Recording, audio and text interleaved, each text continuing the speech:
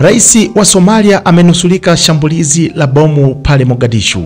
Bomu ambalo lilikuwa limetegwa njiani limelipuka nje ya kasri ya rais nchini Somalia siku ya jana, na serikali imesema kwamba bomu hilo lilikuwa limeulenga msafara wa rais huyo.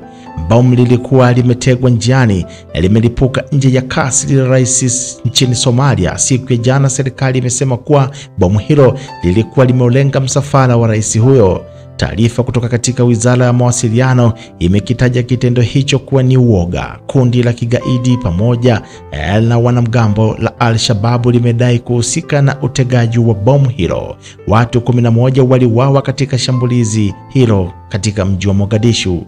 Taarifa hiyo haikutaja idadi kamili ya waliofariki kutokana na bomu hilo, ila shuhuda mmoja alisema kwamba amehesabu miili mitatu ya watu katika eneo la tukio. Rais wa Somalia alinusurika na shambulizi hilo. Kundi la Al-Shabaab ambalo linaipinga serikali ya shirikisho ya Somalia hufanya mashambulizi ya mara kwa mara ya mabomu, ikiwalenga maafisa wa serikali pamoja na wanajeshi katika taifa hilo la pembe ya Afrika.